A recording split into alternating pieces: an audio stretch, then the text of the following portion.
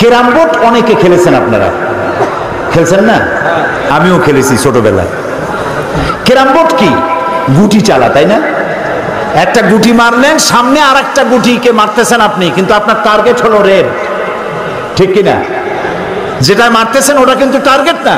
এই গুটি ওইটাকে হিট করলো, ওইটা এসে লালটাকে হিট করে পকেটে ভালাই দিল, লালটা টের পেল না কোন গুটির ধাক্কা খাইয়ে সে আসলে পড়েছে।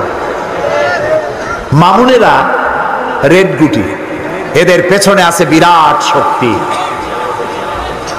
বিশ্বাস করুন, আমার দেশের জজ সাহেবরা আইন নিজেরা তৈরি করেন না। সিভিল কোর্টে কিছু আইন তো আছে, ইসলামী আইন তো কিছু আছে সিভিল কোর্টে, ফ্যামিলি ল, মুসলিম ফ্যামিলি ল যেটা আছে এটা তো আইন, কিছুটা ইসলামী আইন আছে তো। এবং ব্রিটিশ আইন, বাংলাদেশের কিছু আইন, প্যানাল কোড যেটা, সেটা সেভাবে ক্রিমিনাল ল যেটা, সেটা তৈরি করা। এখানে তো জজদের কোনো দোষ নাই। এইখানে জজদেরকে হত্যা করার পরে সে বলল যে আমি শহীদ হব। বেটা, তুই শহীদ হবি? তুই তো জাহান্নামে যাবি, চিরকাল জাহান্নামে থাকতে হবে। কারণ শুনুন কোরআন কি বলে। আল্লাহ রাব্বুল আলামিন বলেন, মান কাতালা নাফসান বিগাইরি নাফসিন আও ফাসাদিন ফিল আরদি ফাকান্নামা কাতালান নাসা জামিআ। যে ব্যক্তি কোন একজন মানুষকে হত্যা করলো, সেজন্য সারা পৃথিবীর সব মানুষকে হত্যা করলো। কে বলতেছেন? আল্লাহ বলতেছেন, সেজন্য সারা পৃথিবীর সব মানুষ মেরে ফেললো। ওয়ামান নাহিয়াহা ফাকান্নামা আহইয়ান নাসা জামিআ।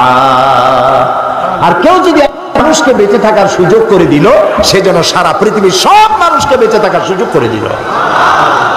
একটা মানুষ হত্যা করার অর্থ সারা পৃথিবীর সব মানুষ হত্যা করা। নবী করিম সাল্লাল্লাহু আলাইহি ওয়াসাল্লাম বলছেন, লা জাওয়ালুদ দুনিয়া আহওয়ানু আলাল্লাহি মান কাতালা মুমিনান বিগাইরি হাক্কিল মুমিন আকরামু আলাল্লাহি মিনাল মালাইকাতি আল্লাযীনা ইনদাহু। আল্লাহর কাছে, আল্লাহর নিকটে অবস্থানকারী ফেরেশতার চাইতে মুমিন ব্যক্তি আল্লাহর কাছে অনেক মর্যাদা। কেউ যদি একজন মানুষকে হত্যা করে, আল্লাহর কাছে গোটা দুনিয়া ধ্বংস হওয়া সহজ, একটা মানুষ হত্যা হওয়া এর থেকে বেশি কঠিন। রাসূলুল্লাহ বলছেন, আল্লাহ নবী বলছেন, আউয়ালু মা ইয়াকদা বাইনান নাসি ইয়াউমাল কিয়ামাতি ফিদ দিমা। কিয়ামতের দিন আল্লাহ তাআলা রক্তের হিসাব নেবেন সকলের আগে, খুনের বিচার করবেন সকলের আগে। মানুষের রক্তপাত করা মুসলমানের জন্য জায়েজ নাই। ভালো কাজের আদেশ দাও, অন্যায় কাজ থেকে ফিরাও। রমজান মোবারক আসতেছে, চট্টলার সিংহ পুরুষেরা হাত মজবুত করো, সিনেমার পোস্টার ছেড়ে আন্দোলন শুরু করে দাও।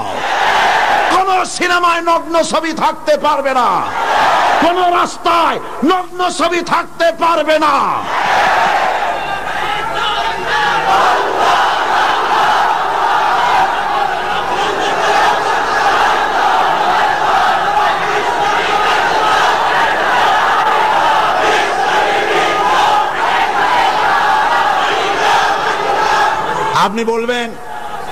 আপনি বলবেন জনগণকে ভালো হওয়ার জন্য, চরিত্রবান হবার জন্য।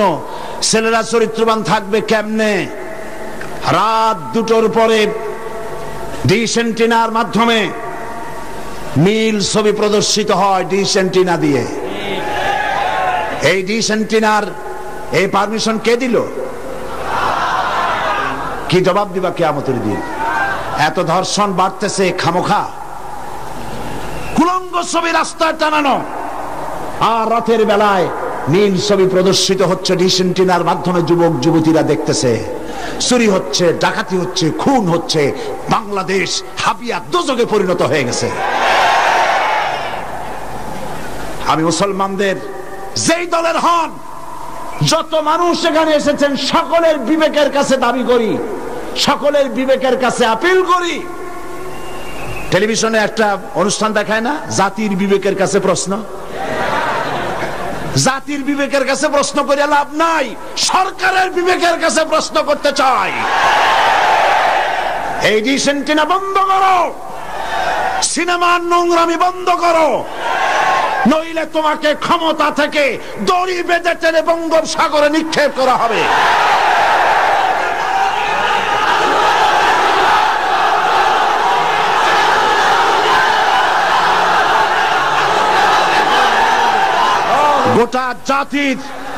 গোটা জাতির চরিত্র নষ্ট করা হচ্ছে। আপনারা যদি ঘুমায় থাকেন, জাতিকে বলছি, যেই দল করেন, আপনি যদি ঘুমায় থাকেন, আপনার ঘরের ভিতরে আপনার সন্তান ধর্ষক হবে, আপনার মেয়ে নষ্ট হবে, ভ্রষ্ট হবে। গোটা জাতি ইউরোপ আমেরিকার চাইতে নোংরামি, নষ্টামি, ভ্রষ্টতার ভিতরে ডুবে যাবে গোটা দেশ। এখনো সময় এসেছে, রুখে দাঁড়াও, রুখে দাঁড়াও। ঈমান বাঁচাবার লক্ষ্যে, দেশ বাঁচাবার লক্ষ্যে। ও আমার জাতি, ফিরে এসো, ঈমানের বলে বলিয়ান হও। ইন্না কায়দাশ শায়তানি কানা দাঈফা, শয়তানের চক্রান্ত আসলেই দুর্বল। বাড়িওয়ালার শক্তি বেশি না চোরের শক্তি বেশি? আপনারা বাড়িওয়ালা। অন্যায় কাজের প্রতিরোধ, ভালো কাজের আদেশ, এই কাজটা রাসূলুল্লাহ করেছিলেন। আপনারা দেখেন, আমাদের দেশে মসজিদেও লোক ভরা, সিনেমা হলে কি মানুষের খুব দুঃখ নাকি? বরং সামনে লেখা থাকে হাউসফুল, লোক ভর্তি, মাহফিলেও লোক ভর্তি, গান বাজনাও লোক ভর্তি। আমি এই দৃষ্টান্তটা এইভাবে দেই যে একটা খাল উত্তর দক্ষিণে প্রবাহিত, ওই খালে অনেক মাছ আছে। মাছ ধরার জন্য এলাকাবাসীরা খালের মধ্যে নেমে গেল। তারপরে উত্তর দিকের পানি বালতি ভরিয়া দক্ষিণ দিকে ফালাইতে লাগলো বহু মানুষ। এইভাবে পানি ফালাইতে ফালাইতে সন্ধ্যা হয়ে গেছে। মাছ ধরার জন্য পিছনে তাকাইছে, তাকায় দেখে সামনেও যত পানি, পিছনেও তত পানি। মেহনত বরবাদ, গুনাহ লাজিম। এখন এই অবস্থা হলো কেন বলেন তো বুদ্ধি করিয়া? সুবহানাল্লাহ, সকলেই সচেতন, বুঝে ফেলাইছেন। বাঁধ না দিয়া সমানে পানি ফেলাইছে। আজকে যদি একটা আদর্শিক বাঁধ আমাদের থাকতো, তাহলে মসজিদ ভরা আর সিনেমা ভরা এটা হইতো না। আদর্শিক বাঁধ হলো ইসলামী রাষ্ট্র। ইসলামী রাষ্ট্র যদি হতো, তাহলে সিনেমার ছেলেরা, সিনেমা যারা দেখে, ওরা ভালো হয়ে হয়ে মসজিদে ঢুকতো। আর মসজিদের মানুষ কোন রকম সিনেমায় যেত না। যত খারাপ ভালো হতো, যত খারাপ তত ভালো হতো। হতে হতে উত্তর দিকে তাকায় দেখা যেত খারাপ একটাও নাই, সব ভালো হয়ে গেছে। রাসূলুল্লাহ এটাই করেছেন, আল্লাহর নবীরা এটাই করেছিলেন। এবং এই পদ্ধতি দিয়ে ওই আমরুহুম বিল মারুফ ওয়া ইয়ানহাহুম আনিল মুনকার, ভালো কাজের আদেশ করতেন, অন্যায় কাজ থেকে দুই হাতে ফিরে হাত দিয়ে বাধা দিতেন। ফিরতে হবেই। আজকে এই কাজটি করার পর রাসূল করিম সাল্লাল্লাহু আলাইহি সাল্লাম তার যুগে 10 বছর এটার উপরে শাসন করলেন। আল্লাহ পাক বলেছেন, এই কাজটা করলেই তোমরা মুক্তি পাবে, কল্যাণ পাবে। এই কি কাজ? ভালো কাজের আদেশ, অন্যায় কাজের নিষেধ। এই কাজটা করলেই তোমরা কি পাবে? কল্যাণ পাবে। তোমাদের রাষ্ট্র কল্যাণ রাষ্ট্রে পরিণত হয়ে যাবে। ওয়াদা কার? এবার দেখেন, 10টি বছর নবীজি রাষ্ট্র পরিচালনা করার পর ইন্তেকাল করলেন। হযরত আবু বকর রাদিয়াল্লাহু তাআলা আনহু তিনি আজ রাষ্ট্রপ্রধান হয়েছেন। হযরত আবু বকর রাষ্ট্রপ্রধান হয়ে হযরত ওমর রাদিয়াল্লাহু তাআলা আনহুকে তিনি বিচারক বানালেন। হযরত আবু বকর হচ্ছেন রাষ্ট্রপ্রধান, হযরত ওমর হলেন কি? বিচারক। 1 বছর পূর্ণ হয়ে গেছে। ঐতিহাসিকরা লিখছেন, লক্ষ্য করুন, আমারু বিল মারুফ নাহি আনিল মুনকারের সুফল লক্ষ্য করুন। হযরত ওমর 1 বছর বিচারালয় দায়িত্ব পালন করলেন জাস্টিস হিসেবে। ফামাকাসা আমান ফালাম ইয়াখতাসিম ইলাইহি ইসনান। ঐতিহাসিকরা লিখছেন একটা বছর পূর্ণ হয়ে গেল হযরত ওমরের আদালতে দুইজন লোক এমন আসলো না যে একজন আরেকজনের বিরুদ্ধে কোনো মামলা দায়ের করেছে। সুবহানাল্লাহ কইতে ইচ্ছে করে না? এমন একটা লোক এসে একটা মামলা দায়ের করে নাই। পৃথিবীতে কি কোনো দৃষ্টান্ত আছে যে এক বছরের মধ্যে কোনো মামলা দায়ের হয় না? হযরতে ওমর আবু বকর রাদিয়াল্লাহু তাআলা আনহুর কাছে এসে বলছেন, মা হাজাতা বি ইনদা কওমিন মুমিনিনা ইয়া খলিফাতা রাসূলিল্লাহ সাল্লাল্লাহু আলাইহি ওয়াসাল্লাম। হে রাসূলের খলিফা, এই কওমের জন্য বিচারপতির দরকারটা কি? তিনি জিজ্ঞেস করছেন, লিমাযা, কেন তুমি আমাকে এই প্রশ্ন করছো? তিনি শোনালেন যে আমার কাছে একটা বছর হয়ে গেল একজন লোক এসে মামলা দায়ের করে নাই। হযরত আবু বকর বলছেন, এর কারণ হিসেবে তুমি কি মনে করো? কি কারণে তোমার কাছে কোনো বিচার আসলো না, একটা মামলাও দায়ের হলো না এক বছরে? কারণটা কি? এবার শোনেন, কারণ বলছেন। কে বলতেছেন কারণটা? ওমরে ফারুক রাদিয়াল্লাহু তাআলা আনহু কারণ বলছেন। কারণ কি? তিনি বলছেন, ও আমিরুল মুমিনিন, তুমি আমাকে এমন কওমের বিচারক বানিয়েছো যে কওমের দিন হচ্ছে দীনুহুমুন নাসিহা, যেই কওমের দিন হচ্ছে কল্যাণ কামনা করা। প্রত্যেক ব্যক্তি আরেকজনের কল্যাণ কামনা করে, কেউ শত্রুতা কামনা করে না। আজকে তাকে আমরা করি। আমি এক দল করি, আর এক দল সহ্য করি না। একজনে মিটিং করে, ওই জায়গায় আরেকজন মিটিং করে। একজন রাজনীতি করে, তার রাজনীতি সহ্য হয় না বলে 5 ট্রাক ময়লা ফেলায় দিয়ে আসে। সে যুগে তারা কল্যাণ কামনা করে, আর আজকের যুগে কি করে? কল্লা কামনা করে। অমুকের কল্লা খুলে নেব আমরা। এখন কল্লা কামনা করা হয়, আর তখন কল্যাণ কামনা করা হতো। দীনুহুমুন নাসিহা ওয়া মানহাজুহুমুল কুরআন। এই জাতির মানহাজ, তাদের উদ্দেশ্য, তাদের লক্ষ্য, তাদের কনস্টিটিউশন, তাদের সংবিধান হচ্ছে কি? আল কোরআন। ওয়া আমালুহুম আল আমরু বিল মারুফ ওয়া নাহি আনিল মুনকার। আর এই কওমের কাজ হচ্ছে আমল, তাদের কাজ হচ্ছে ভালো কাজের আদেশ করে বেড়ানো, আর যার সামনে অন্যায় হয় 2 হাতে বাধা দিয়ে অন্যায় ফিরায় দেয়। সুবহানাল্লাহ। ওয়া আমালুহুম আল আমরু বিল মারুফ ওয়া নাহি আনিল মুনকার। এখানেই শেষ নয়। ও আমিরুল মুমিনিন, আপনি আমাকে এমন এক কওমের বিচারক বানিয়েছেন যেই কওমের জনগণের অবস্থা কি জানেন? ওয়াইদা আহাদুহুম মারিদু আদুহু।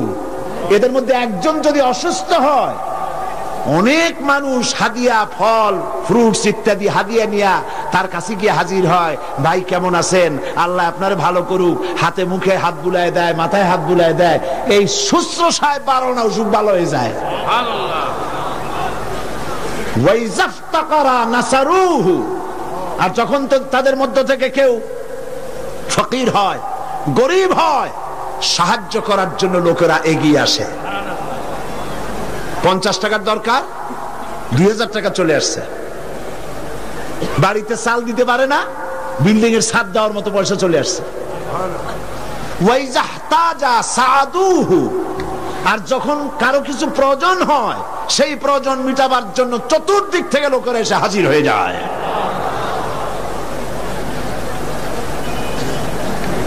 কুল্লু ওয়াহিদিন মিনহুম ইয়ারিফু হাদ্দাহু ফায়াকিফু ইনদাহু।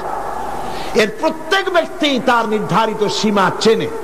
যেখানে আল্লাহ রাব্বুল আলামিন যে জিনিসকে হারাম করেছেন, ওই হারামের বর্ডারে গিয়ে দাঁড়ায় যায়, হারামকে ক্রস করে না। ফায়াকিফু ইনদাহু, সেখানে দাঁড়িয়ে যায়।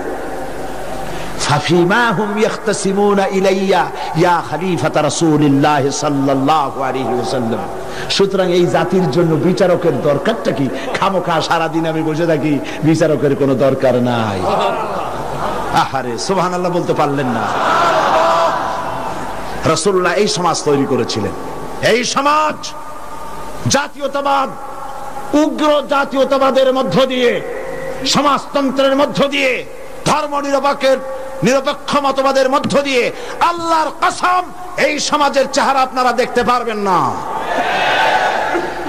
এই সমাজ যেটা রাসূলুল্লাহ করেছিলেন, সেই সমাজ যদি চান, এই সমাজ ভাঙতে হবে, নতুন সমাজ গড়তে হবে।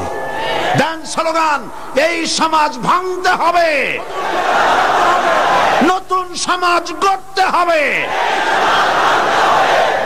এই সমাজকে ভেঙে দিয়ে, এই সমাজ ভেঙে দিয়ে নতুন যে সমাজ হবে, সেই সমাজ উগ্র জাতীয়তাবাদের সমাজ নয়, সমাজতন্ত্রের সমাজ নয়, ধর্ম নিরপেক্ষতাবাদের সমাজ অবশ্যই নয়।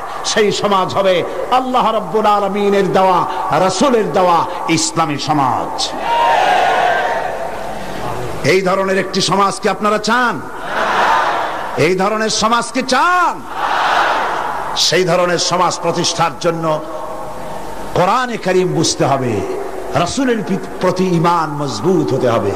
রাসূল রাষ্ট্রপতি ছিলেন এবং তাম পৃথিবীতে তাকে দিয়ে আল্লাহ পাক রিসালাতের দায়িত্ব কমপ্লিট করে দিয়েছেন। এখন বলতে চাই, এই রাসূলের পরে আর কোন রাসূল আসবে না। এটা আকীদার ব্যাপার। কোন মুসলমান যদি এই আলোচনা থেকে নিজেকে বঞ্চিত করেন, তাহলে বলার কিছু নাই। এটি গুরুত্বপূর্ণ আলোচনা। খাতমে নবুয়ত। বিগত কয়েক যুগ ধরে ইসলামের বিরুদ্ধে যেসব ফিতনার উদ্ভব হয়েছে, তার মধ্যে নতুন নবুয়তের দাবি হচ্ছে একটি মারাত্মক ষড়যন্ত্র। এ ব্যাপারে খাতমে নবুয়তের বিশ্বাসের তাৎপর্য, গুরুত্ব অনুধাবন করা রিসালাতের অপরিহার্য দাবি। একজন নবীর পর আর একজন নবী আসতে পারে কেবলমাত্র তিনটি কারণে। বোঝেন ভালো করে, একজন নবীর পরে আর একজন নবীর আসার কারণ হতে পারে মাত্র তিনটি। কয়টি?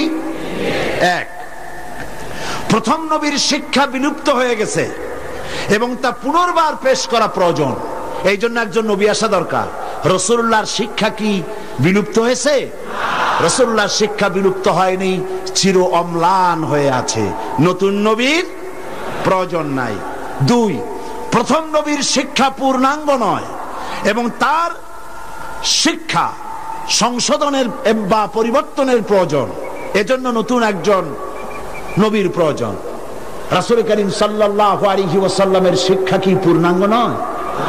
তা কি সংশোধন এবং পরিবর্তনের কোনো প্রয়োজন আছে? তিন, প্রথম নবীর শিক্ষা একটি জাতির জন্য সীমাবদ্ধ, অন্যান্য জাতির জন্য আর একজন নবী দরকার। রাসূল করিম সাল্লাল্লাহু আলাইহি ওয়াসাল্লাম কি শুধু একটি জাতির নবী? রাসূল করিম সাল্লাল্লাহু আলাইহি ওয়াসাল্লাম হচ্ছেন বিশ্ব নবী। সুতরাং তার নবুয়তের পরে নতুন কোন নবীর আমদানির কোনো প্রয়োজন নাই। রাসূল করিম সাল্লাল্লাহু আলাইহি ওয়াসাল্লামের নবুয়ত শেষ, এরপরে আর কোন নবী? কোরআনে কারীমের চূড়ান্ত দলিল শুনুন। মা কানা মুহাম্মাদুন আবা আহাদিম মির রিজালিকুম ওয়ালাকির রাসূলুল্লাহি ওয়া খাতামান নাবিয়্যিন। মুহাম্মদ সাল্লাল্লাহু আলাইহি ওয়াসাল্লাম তোমাদের কোন পুরুষদের পিতা নন, বরং তিনি আল্লাহর রাসূল এবং নবীগণের পরিসমাপ্তকারী, আর আল্লাহ সর্ববিষয়ে মহাজ্ঞানী। এই খাতামান নাবিয়্যিন, খাতাম শব্দের উল্লেখ করে নবুয়তের দুয়ার চিরকালের জন্য আল্লাহ পাক বন্ধ করে দিয়েছেন। সেই প্রথম শতাব্দী থেকে আজ পর্যন্ত, হিজরি প্রথম শতাব্দী থেকে নিয়ে পর্যন্ত পৃথিবীর সমস্ত উলামায়ে কেরামে একমত, পৃথিবীতে আর কোন নবী আসবেন না, আসার কোন দরকার নেই।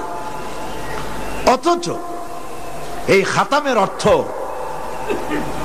নতুন নবী, ভণ্ড নবী, মিথ্যা দাবিদার নবী, পৃথিবীর নিকৃষ্ট শয়তান গোলাম মোহাম্মদ কাদিয়ানী, আল্লাহ জাহান্নামের আগুন তার কবরে অনন্তকাল জ্বলতে থাকুক।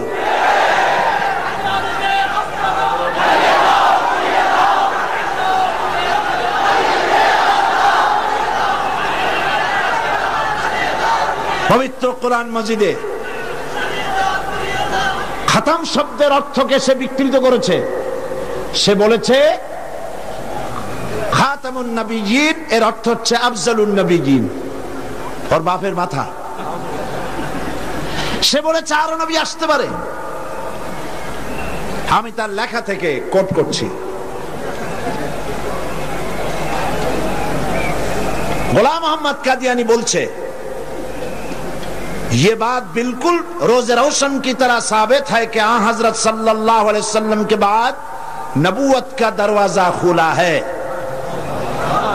दिवालोकेर मतो এটা সত্য যে মুহাম্মদ সাল্লাল্লাহু আলাইহি ওয়াসাল্লামের পরে নবুয়তের দরজা খোলা আছে। সে আরো বলছে, उन्होंने यानी मुसलमानों ने यह समझ लिया है कि खुदा के खजाने खत्म हो गए। उनका ये समझना खुदा ताला की कदर की ही ना समझने की वजह से है, वरना एक नबी क्या, मैं तो कहता हूं कि हजारों नबी होंगे। শয়তান কোথাকার। সে বলছে যারা বলে, অর্থাৎ মুসলমানেরা বলে আর কোন নবী আসবে না, এই কথা বলে তারা আল্লাহর ক্ষমতাকে সীমাবদ্ধ করতে চায়। আমি তো বলি এক নবী কেন, হাজার হাজার নবী আসতে পারে। তার বই আনোয়ারে খেলাফত 62 পৃষ্ঠা, সেখানে সে লিখছে, अगर मेरी गर्दान के दोनों तरफ तलवार भी रख दी जाए बाद और मुझे कहा जाए कि तुम ये कहो कि हजरत सल्लल्लाहु अलैहि वसल्लम के बाद कोई नबी नहीं आएगा, तो मैं उसे जरूर कहूंगा कि तू झूठा है, कज़्ज़ाब है, आपके बाद नबी आ सकते हैं और जरूर आ सकते हैं। সে বলছে আমার গর্দানের দুই দিকে যদি তরবারি ধরা হয় আর যদি বলা হয় যে নবী আর আসবে না মুহাম্মদ সাল্লাল্লাহু আলাইহি ওয়াসাল্লামের পরে, আমার গর্দান উড়ে যেতে পারে, তারপরে আমি বলবো মুহাম্মদ সাল্লাল্লাহু আলাইহি ওয়াসাল্লামের পরে আরো নবী আসতে পারে। এবার ধরুন গোলাম মোহাম্মদ কাদিয়ানী তার বইয়ের মধ্যে লিখছে, कुल मुसलमान जो हजरत मसीह मऊद की बायात में शामिल नहीं हुए, खा उन्होंने हजरत मसीह मऊद का नाम भी नहीं सुना, वो काफिर है और दायरा इस्लाम से खारिज है। গোলাম মোহাম্মদ কাদিয়ানী তার আয়নায়ে সাদাকাত বইয়ের মধ্যে লিখছেন যে গোলাম মোহাম্মদকে যারা নবী মানে না অথবা তার নাম যারা শোনে নাই তারাও কাফের। নাউযুবিল্লাহি মিন যালিক। এরপরে শারও লিখছে মুসলমানদের ছেলে মেয়েরাও কাফের। তার বই আনোয়ারে খেলাফত 93 পৃষ্ঠায় লিখছে, अगर किसी गैर अहमदी का छोटा बच्चा मर जाए तो उसका जनाजा क्यों नहीं पढ़ा जाए, वो तो मसीह मऊद का मुनकर नहीं। मैं ये सवाल करने वाले से पूछता हूं कि अगर ये बात दुरुस्त है तो फिर हिंदुओं और ईसाइयों के बच्चों का जनाजा क्यों नहीं पढ़ा जाता है। দেখছেন কত বড় উল্লুক। সে বলছে যে মুসলমানদের বাচ্চাদের জানাজা পড়া যাবে না কেন, প্রশ্ন করা হয়েছে তাকে। সে বলছে যে মুসলমানদের জানাজা কেন পড়বো, মুসলমানদের বাচ্চাদের জানাজা কেন পড়বো, হিন্দু এবং খ্রিস্টানদের বাচ্চাদের তো আমরা জানাজা পড়ি না, সুতরাং মুসলমানদের বাচ্চারাও যখন ঈসাই আমাদেরকে যখন মানে না, গোলাম মোহাম্মদকে নবী মানে না, সুতরাং সেও কাফের, তার জানাজা পড়া যাবে না। এইভাবে তার বইপত্রের মধ্যে অনেক কথা সে লিখেছে। এমনকি কথাও লিখেছে যে আমি স্বপ্নে দেখেছি আল্লাহ আমার সামনে এক যুবকের রূপ ধারণ করে এসেছেন, আর আমি এক যুবতী নারী হিসেবে তার সামনে দাঁড়ালাম, তিনি রাতে আমাকে ব্যবহার করলেন এবং তার দ্বারা আমি গর্ভবতী হয়ে আমি ঈসা মসিহে রূপান্তরিত হলাম। নাউযুবিল্লাহ। এই শয়তানের কবরে দোজখের আগুন জ্বলুক। ওকে যারা নবী বলে মানে তারা কাফের।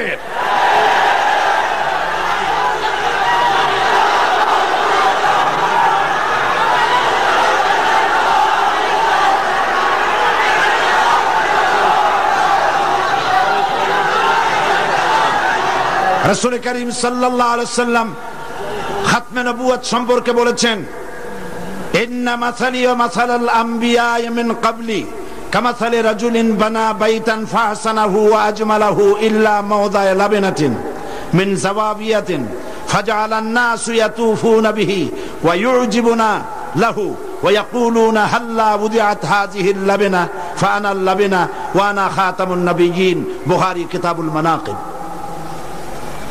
আল্লাহর নবী বলেন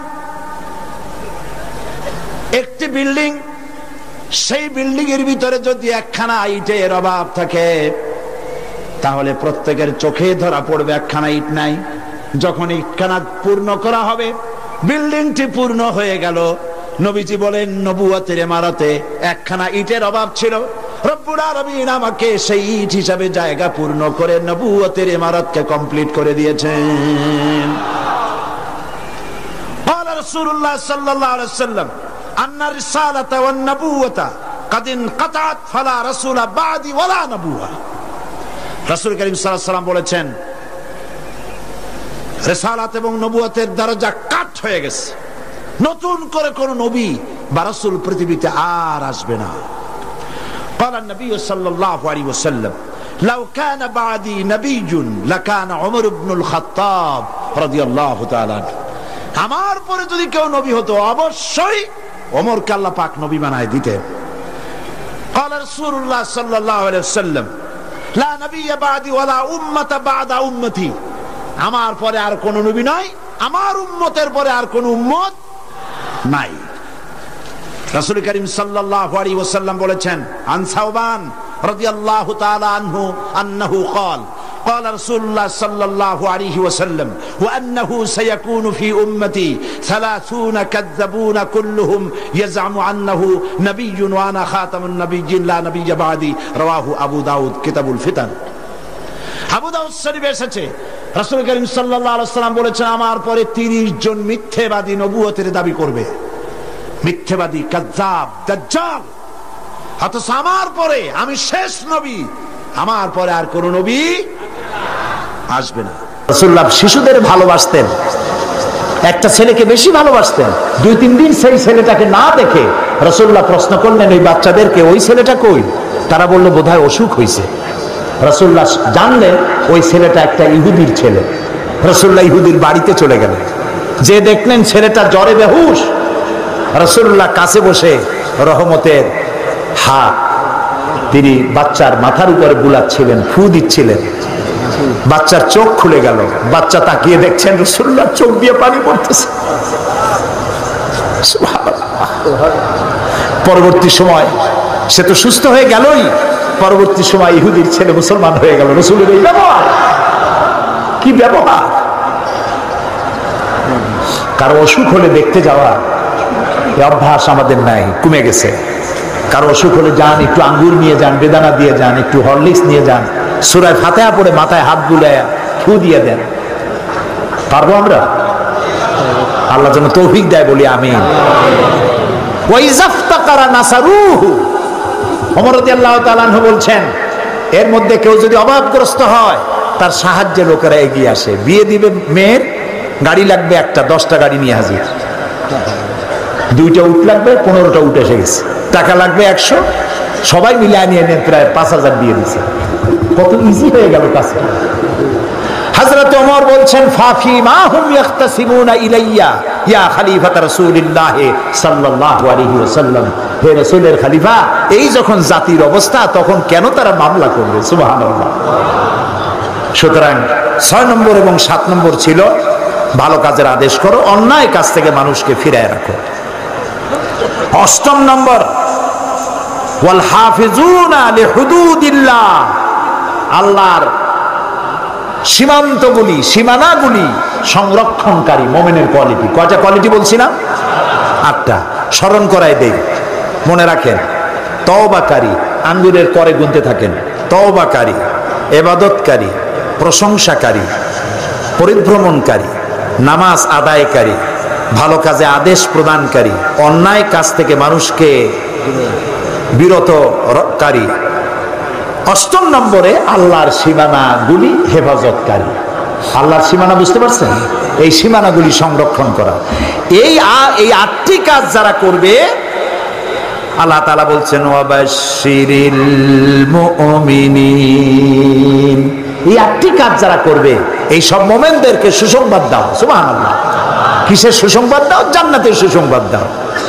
ইন্নাল্লাহা আশতারা মিনাল মুমিনিনা আনফুসাহুম ওয়া আমওয়ালাহুম বিআন্না লাহুমুল জান্নাহ। মুমিনের জান এবং মাল আমি কিনে নিয়েছি, বিনিময়ে মুমিনকে জান্নাত দান করে দিয়েছি। সুবহানাল্লাহ। এই 8টি জিনিস আমরা যেন কোরআন থেকে আমাদের জীবনে ধরে রাখতে পারি, এ তৌফিক আল্লাহ যেন আমাদেরকে দান করে দেন। এই ছিল দুদিন ব্যাপী আলোচনার জিস্ট। মোমেন্ট হতে হলে এই 8টি কোয়ালিটি আমাদের মধ্যে আনতে হবে। আল্লাহ যেন আমাদেরকে তা দেন, আমরা বলি আমিন। প্রিয় ভাই সব, আমি এখন মোনাজাত করব। মোনাজাতের আদব হলো বসা। দাঁড়ানো ভাইরা সবাই বসেন, আর আপনাদের মধ্য থেকে কেউ যদি হাঁটে, বসা মানুষেরা দাঁড়ানো মানুষে বসায় দেন। আল্লাহুম্মা আমিন। রব্বানা যালামনা আনফুসানা ওয়া ইন লাম তাগফির লানা ওয়া তারহামনা লানাকুনান্না মিনাল খাসিরিন।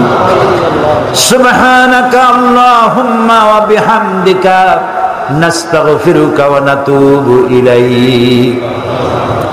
হায় আল্লাহ তাআলা, তোমার আরশে আজিম থেকে রহমতের নজরে বগুড়া ঈদগাহ ময়দানের দিকে, এই জনসমুদ্রের দিকে তোমার রহমতের নজর দিয়া তাকায় দেখো আল্লাহ তাআলা।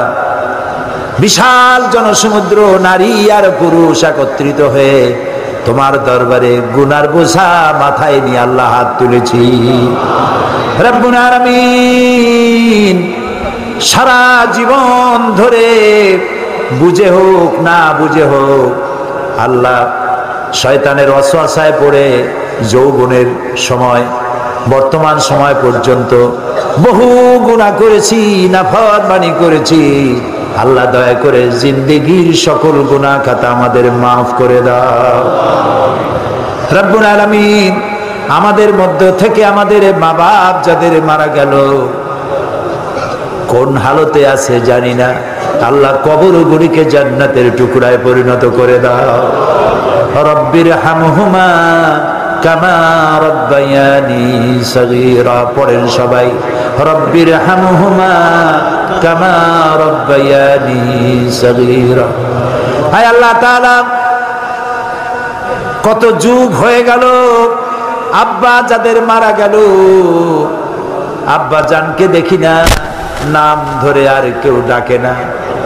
আল্লাহ তাআলা আমাদের জন্য কত কষ্ট করেছে, সময় খালি হাতে বিদায় হয়ে গেছে।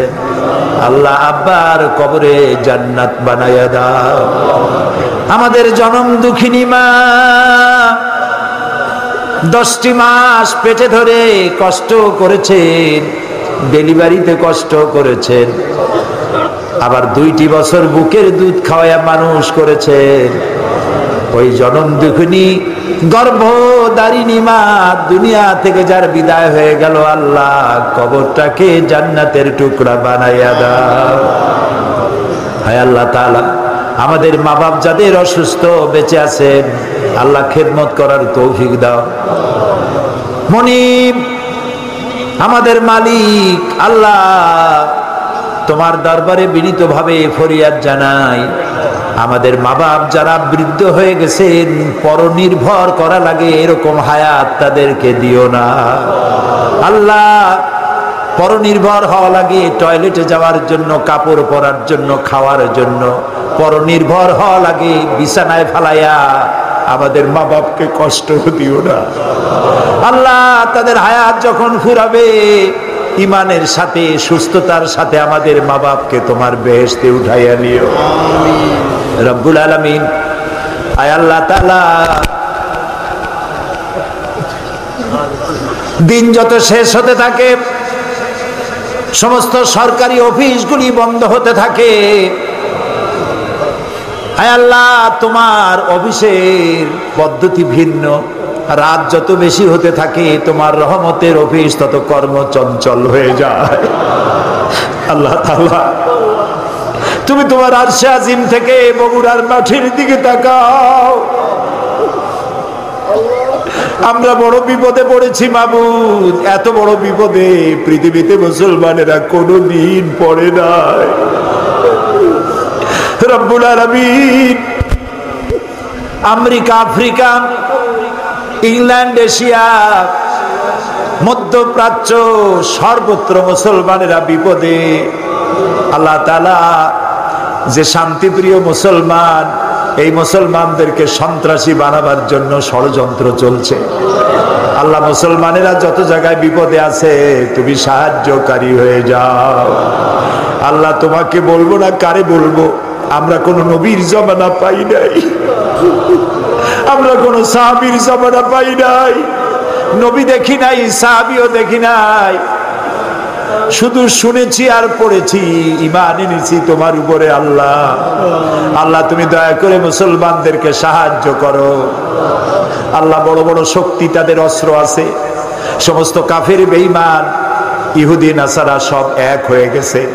আল্লাহ তাআলা তুমি দয়া করে মুসলমানদেরকে ঐক্যবদ্ধ বানাও। হায় আল্লাহ তাআলা, আমাদের প্রিয় জন্মভূমি বাংলাদেশ, আল্লাহ তাআলা আমাদের প্রিয় জন্মভূমির স্বাধীনতা কিয়ামত পর্যন্ত হেফাজত করো। আল্লাহ তাআলা প্রত্যেক মুসলমান দেশের আশেপাশে আরো 2-4টা মুসলমান দেশ আছে, তুমি আমাদের দিকে তাকায় দেখো, আমাদের পালাবারও জায়গা নাই। রব্বুল আলামিন, তুমি আমার দেশের উপরে রহমত নাজিল করো। কারা বোমা মারে, কারা গ্রেনেড মারে, দোষ দেয় কারে? আল্লাহ তুমি তাকাইয়া দেখো। রব্বুল আলামিন, যারা বোমা মারতেছে, গ্রেনেড মারতেছে, তোমার আইন চালু করার নাম করে তোমার ইসলামকে যারা বদনাম করতে চায়, আল্লাহ এই দুষ্টদেরকে তুমি হেদায়েত করে দাও। হায় আল্লাহ তাআলা, বোমা হামলাকারী সন্ত্রাসী, বোমাবাজ, গ্রেনেড হামলা করলো যারা, তুমি নিশ্চয়ই তাদেরকে চেনো, তাদের সাহায্যকারী, পরামর্শ দানকারী সবাইকে তুমি চেনো। আল্লাহ তুমি তাদের হেদায়েত নসিব করে দাও। আল্লাহ, ওদের কপালে যদি হেদায়েত না থাকে, এই বিশাল জনসমুদ্র নিয়ে তোমার দরবারে বিনয়ের সাথে বলি, মাবুদ, ওদের কপালে যদি হেদায়েত না থাকে, বোমা হামলাকারী সন্ত্রাসীদেরকে গজব দাও, লানত দিয়া এই নরপশুদের হাত থেকে বাংলাদেশ রে বাঁচাও। আল্লাহ, এদের উপরে গজব নাজিল করো, এদেরকে লানত দাও। এই বোমাবাজদেরকে কারা সাহায্য করে? কারা ওদেরকে বুদ্ধি দেয়? কারা পরিকল্পনাকারী? কারা অস্ত্র দেয়? সরকারের কাছে এদেরকে উলঙ্গ করে দাও। আল্লাহ, আল্লাহ তাআলা, আল্লাহুম্মা লা তুসাল্লিত আলাইনা মান লা ইয়ারহামুনা, আল্লাহুম্মা লা তুসাল্লিত আলাইনা মান লা ইয়ারহামুনা। আল্লাহ, আমাদেরকে যারা সাহায্য করবে না, আমাদের উপরে যারা জুলুম করবে, আলেমদেরকে যারা গ্রেফতার করবে, মাদ্রাসা মসজিদ যারা ধ্বংস করবে, তোমার রাসূলুল্লাহ টুপিকে কুত্তার মাথায় যারা পরায়, আল্লাহ তাদেরকে ক্ষমতা দিও না। আল্লাহ তাআলা, বাংলাদেশের এই মুসলমানগুলিকে তুমি শাস্তি দিও না, মাফ করে দাও। যত অপরাধ করা হয়েছে আল্লাহ তুমি ক্ষমা করে দাও। আজকের মাহফিল যারা এসেছেন, মেয়ে লোক, বিয়ে হয়েছে, বাচ্চা হয় না, কলজাটা মরুভূমি হয়ে গেছে। প্রত্যেক মেয়ের জীবনের স্বাদ থাকে নিজের পেটের সন্তানের মা ডাক শুনবে। আল্লাহ, যাদের সন্তান নাই, তোমার রহমতের ভান্ডে কিচ্ছুর অভাব নাই, নিঃসন্তানীকে সন্তান দাও, পেটের সন্তানের মা ডাক শুনে কলিজা ঠান্ডা করে দাও। আল্লাহ তাআলা, স্বামী স্ত্রীর মধ্যে যাদের মিল মহব্বত নাই, মহব্বত পয়দা করে দাও। সন্তান যাদের নাফরমান, আল্লাহ তাদেরকে ফরমাবরদার বানায় দাও। কলেজ, বিশ্ববিদ্যালয়, হাই স্কুল, মাদ্রাসার যত ছাত্র এখানে এসেছেন, সবাইকে পরীক্ষায় পাশ করায় দাও। সকলকে চরিত্রবান বানাও, দিনদার বানাও, ইমানদার বানাও। আল্লাহ তাআলা, ইসলামী আন্দোলন যারা করেন তাদেরকে এক বানায় দাও, যারা বিদ্বেষ সৃষ্টি করে তাদের হেদায়েত করে দাও। আল্লাহ তাআলা, বগুড়ার মাটি তুমি কবুল করো, ইসলামের ঘাঁটি বানায় দাও, পারস্পরিক মহব্বত বৃদ্ধি করে দাও, ব্যবসায়ীদের ব্যবসায় বরকত দাও। আল্লাহ, এটা গরিব দেশ, আল্লাহ তাআলা তুমি আমাদের মাঠ ভরা ফসল দাও, আমাদের নদী, হাওর, বিল, খাল ভরা মাছ দাও, আমাদের গাছ ভরা ফসল দাও, আর আমাদের সমস্ত মুসলমান নরনারীর বুক ভরা ঈমান দাও। কয়েক সেকেন্ড আমি আপনাদের জন্য ছেড়ে দিলাম। মাথা নিচু করুন, চক্ষু বন্ধ করুন, যার যা বলার আছে প্রাণ খুলে বলুন। দোয়া ফেরত হবে না, আল্লাহ দোয়া কবুল করবেন ইনশাআল্লাহ।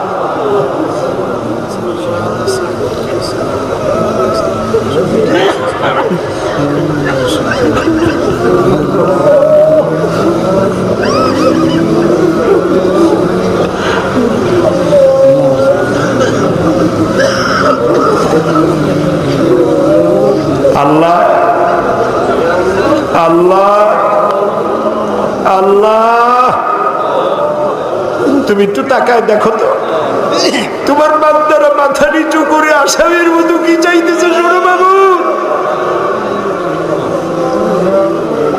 একটু শোনো বাবু, একটু তাকাও আমাদের দিকে।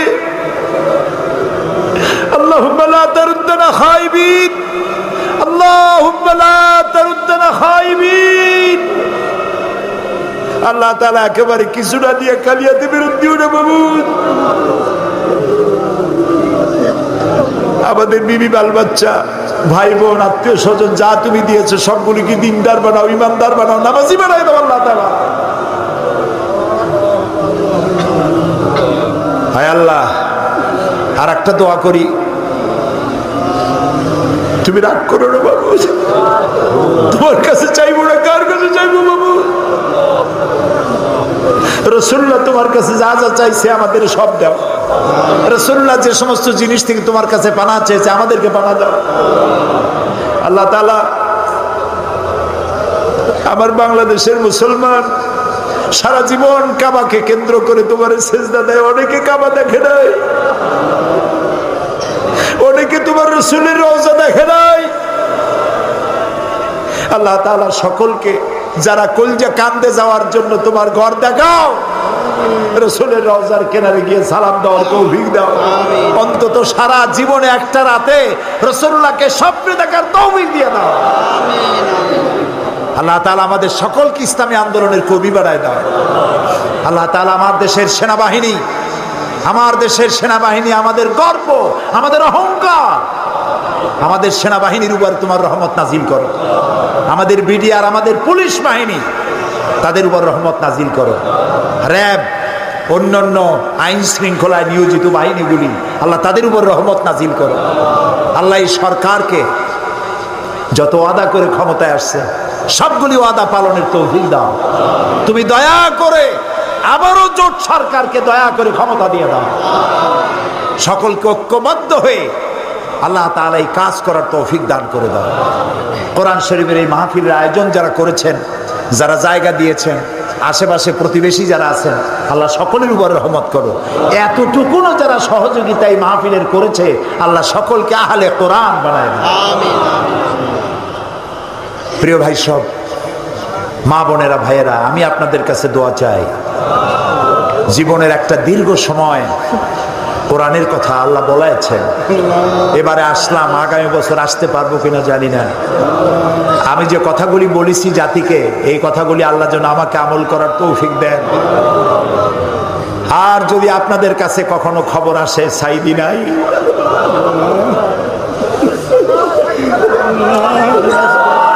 আমি আপনাদের কাছে দোয়া চাইব, আল্লাহ যেন ঈমানের সাথে আমাকে উঠান। কিয়ামতে আল্লাহ যদি বলে তোরে মাফ করে দিলাম, এর থেকে বড় পাওনা আবার কিছুই নাই। যদি আল্লাহ কয় তোরে মাফ করে দিলাম, আল্লাহ তাআলা তুমি আমাদের পারস্পরিক মহব্বত বৃদ্ধি করে দাও। ইসলামী আন্দোলনের যত শত্রু আছে আল্লাহ তাদের দিলের মধ্যে আমাদের মহব্বতের জায়গা পয়দা করে দাও।